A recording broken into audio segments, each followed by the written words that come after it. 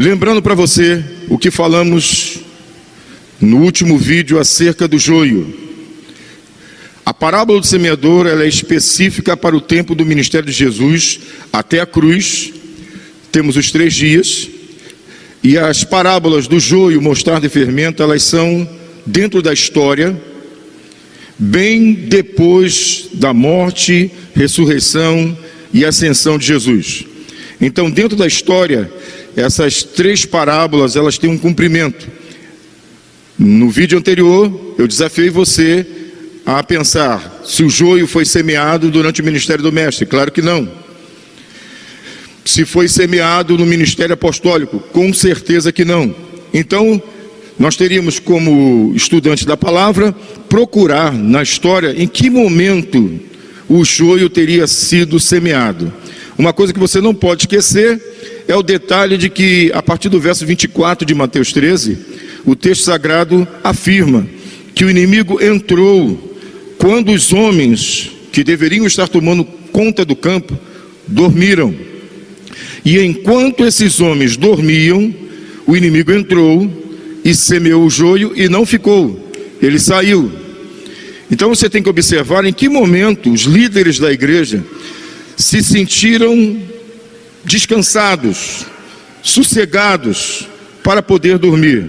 Se você compreender comigo esse momento na história, só existe um momento na história em que realmente nós poderíamos dizer que os líderes dormiram. Ok? Então preste atenção comigo aqui, eu vou te mostrar o momento em que nós nos dedicamos a falar disso. A nossa sugestão, eu digo sugestão porque não está escrito na palavra o nome Constantino ou o nome Teodósio. A nossa sugestão é de que por volta do 3º para o 4º século, com a ascensão do governo do imperador Constantino e depois com outro imperador chamado Teodósio I, neste período, é um período extremamente fértil para que os bispos, os pastores, os líderes possam descansar. Porque agora o imperador, no Edito de Milão, decreta que todas as religiões devem ser toleradas.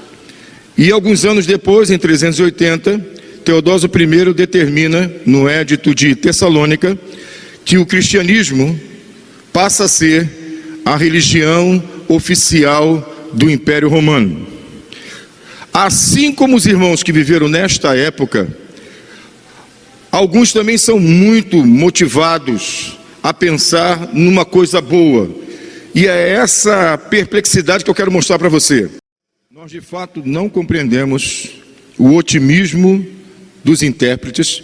Primeiro, a minha crítica parte do pressuposto de que alguns conseguem ver as 7 parábolas não como uma unidade, mas tiram do seu contexto, como se o Messias não estivesse falando de um assunto só, o que é um crime gramatical e também teológico. Ou seja, todo texto deve ser interpretado à luz do seu contexto. Ele começa com semeador, termina com rede. Você não pode tirar. Ele no semeador não parece estar muito otimista. No joio também. Então quero chamar a tua atenção. Por que na parábola do grão de mostarda agora ele falaria de um boom? Ok, vamos lá. Mateus capítulo 13, você pode abrir a sua Bíblia. No verso 31 e 32,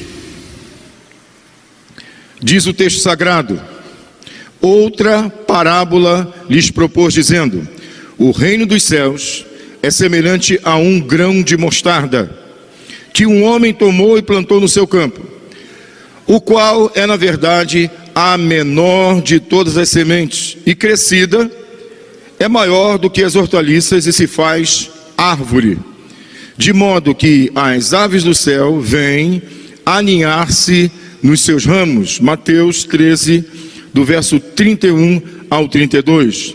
Porém, além desta citação do grão de mostarda, é muito conhecida uma outra citação, em Mateus, no capítulo 17, verso 20, que diz o seguinte: e ele lhes respondeu: por causa da pequenez da vossa fé, pois em verdade vos digo que, se tiverdes fé como um grão de mostarda, direis a este monte: passa daqui para acolá, e ele passará. Nada vos será impossível. Então gostaria de tratar com você desses dois textos, ok? Mateus capítulo 13, verso 31 e 32, e Mateus 17, 20. Para quê? Para que possamos entender o que de comum existe nestas duas citações do grão de mostarda. Indo direto ao ponto, em Mateus 13, do 31 ao 32, o menor grão se torna uma grande árvore. Em Mateus 17, 20, a menor fé vai resultar num grande milagre. Então, o menor grão, Mateus 13, 31 e 32, uma grande árvore. Mateus 17, 20, a menor fé, um grande milagre. Então nós temos um ponto em comum nos dois textos. Ou seja, o mestre de fato está tratando de algo interessante, do menor para o maior. Uma pequena comparação entre a árvore, da qual nós temos pouquíssima informação. Antes de falar da árvore, nós queremos falar de uma outra árvore, que é considerada a rainha das árvores, que é a oliveira. E eu vou colocar aqui para você algumas coisas referentes à oliveira. Cresce muito lentamente, mas chega quase aos 20 metros. A partir dos 20 anos alcança o nível de produção de bons frutos. As raízes da oliveira são de até 6 metros, dependendo da idade. Cresce em grande variedade de terrenos. Eu estou te dando o exemplo de uma árvore chamada oliveira. E o que eu quero destacar da oliveira? Eu quero destacar o fato de que ela cresce muito lentamente. Eu mesmo tive a oportunidade de conhecer uma oliveira com mais de 2.000 anos. E ela alcança profundidades enormes. Muitas delas não são grandes quando nós vemos, porque eram podadas para que os agricultores pudessem ter acesso à azeitona. Então, temos uma árvore de fato, uma árvore que é uma árvore citada numa parábola em Juízes capítulo 9, como sendo a primeira a ser convidada a rainha das árvores. A oliveira nos serve de base para nós entendermos quanto tempo demora para uma árvore de fato frutificar, e ela demora alguns anos para poder realmente dar um fruto de qualidade. Qual seria a diferença entre a oliveira, uma árvore extremamente importante nas Escrituras, e a árvore que resulta do grão de mostarda? Nós temos também a figueira, uma figura de Jerusalém, Também é uma árvore que demora a frutificar, demora a crescer, mas tem uma longevidade tremenda. As árvores nas Escrituras, tanto a oliveira como a figueira, demoram a crescer, demoram a se desenvolver, mas são perenes, dão a ideia de perenidade, de eternidade. Qual seria a comparação que deveríamos fazer com o grão de mostarda? O que nós vamos deduzir? Vamos voltar a pensar na comparação entre Mateus 13, versículo 31 e 32 e Mateus 17, 20. Pensa comigo na comparação. O mestre destaca o menor grão, uma grande árvore. A menor fé, um grande milagre. Então nós temos um ponto em comum. O que ele quer ressaltar é esse pequeno grão, de repente se transformar numa árvore gigantesca.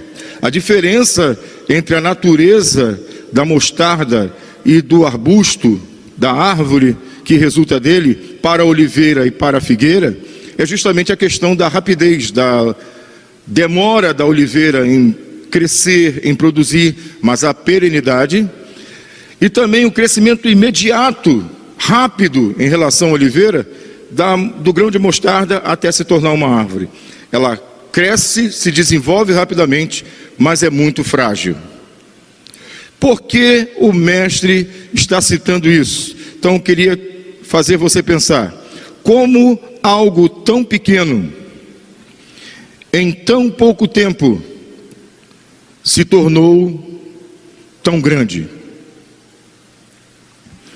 Como algo tão pequeno, em tão pouco tempo, se tornou tão grande. É o que eu quero destacar para você, ok? Como algo tão pequeno, em tão pouco tempo. Essa é a ideia do mestre, que algo tão pequeno tenha crescido rapidamente para aquele nível de assustar os que estão à sua volta. Na questão da fé, ele quer dizer que algo pequeno, como um grão de mostarda, uma fé pequena como um grão de mostarda, pode fazer grandes coisas. Mas no caso de Mateus capítulo 13, 31 e 32, seguindo o roteiro de 4 terrenos, mas somente um servindo a ele.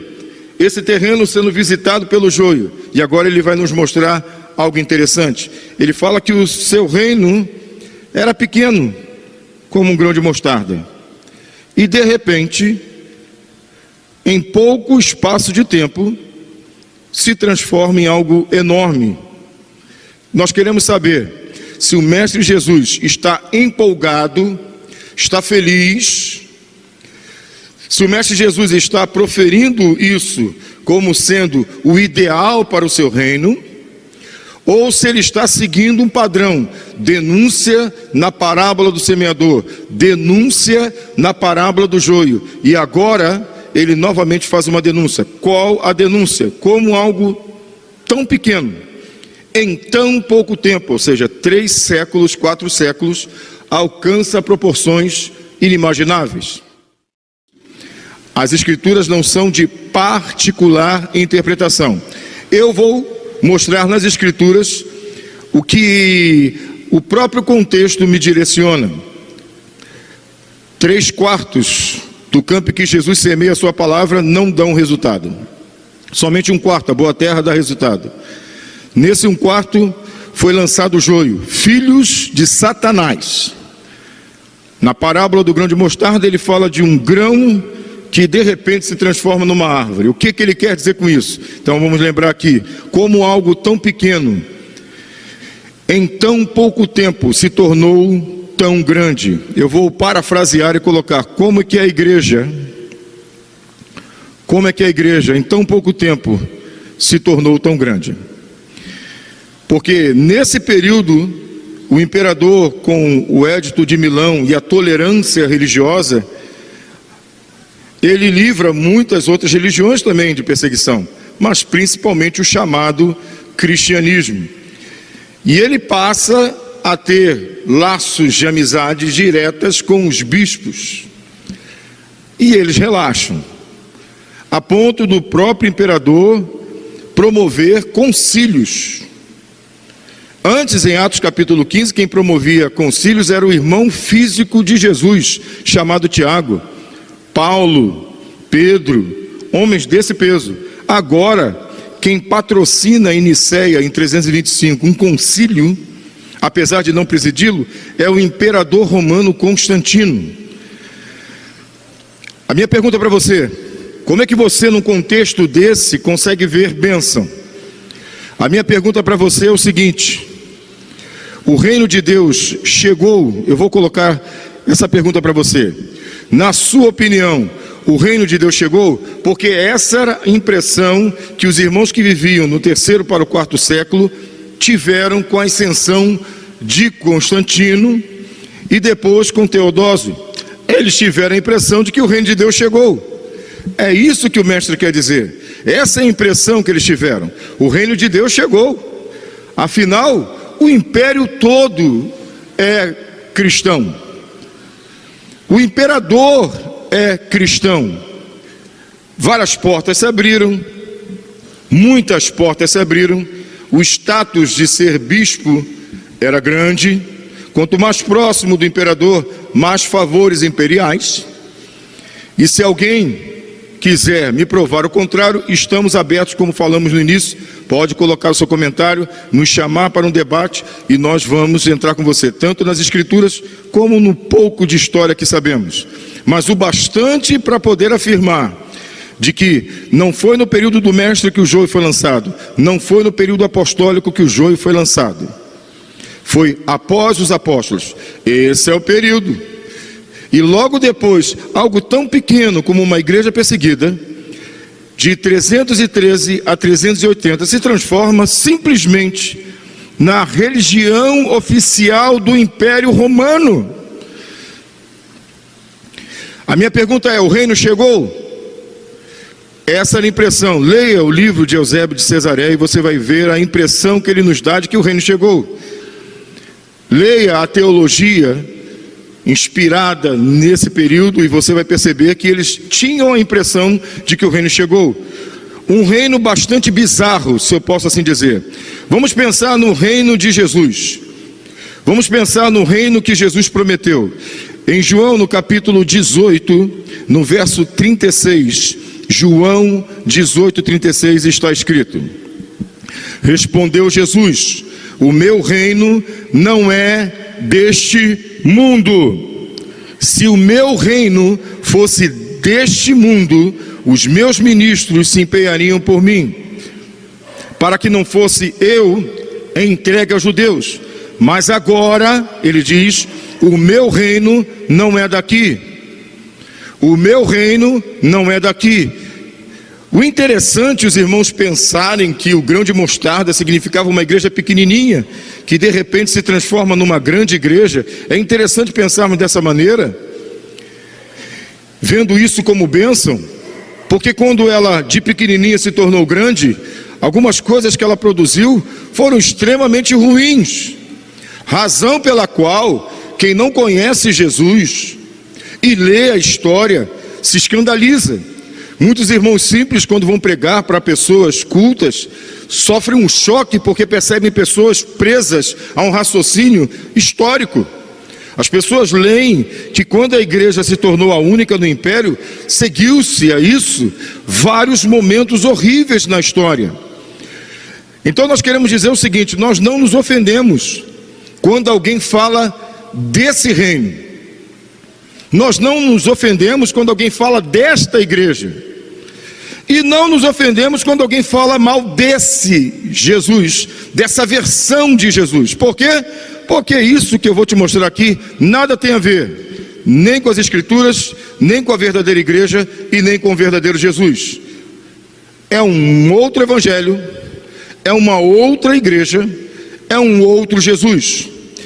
Algumas pessoas me perguntam: você ouviu o que falou de Jesus em um programa tal ou tal? Eu falo: não se ofenda. Só fala mal de Jesus, ou só fala contra Jesus, as Escrituras e a verdadeira igreja, quem nunca conheceu Jesus, não entendeu as Escrituras pelo Espírito Santo e nunca foi igreja. Então nós não nos ofendemos. Essa pessoa está falando de uma versão que se tornou famosa e imperou sobre o mundo durante muitos anos.